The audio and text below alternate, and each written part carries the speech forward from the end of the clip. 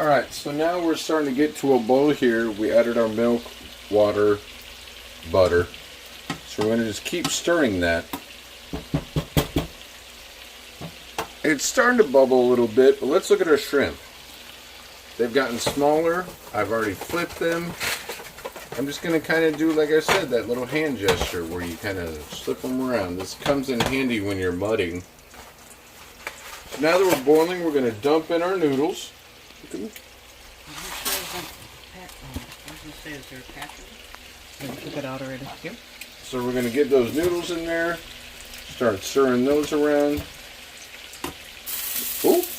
And I splash, even the greatest do. Now we're also going to add in our seasoning. So there's our seasoning for our Parmesan garlic. Now we're going to mix those around. Make sure everything's mixing. We're going to let it go to a boil again.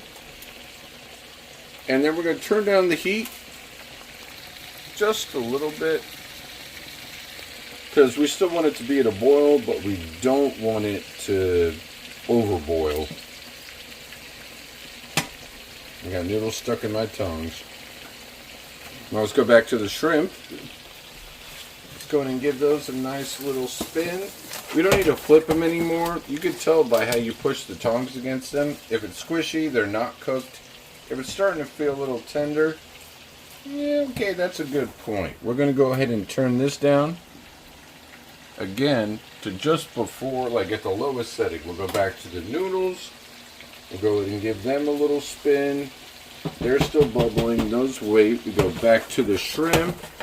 We do that little handle thing I told you. Throw them all around. They're starting to feel a little spongy like a tennis ball. See, I took it off the stove to reduce the heat a bit to even out the sauce and the shrimp.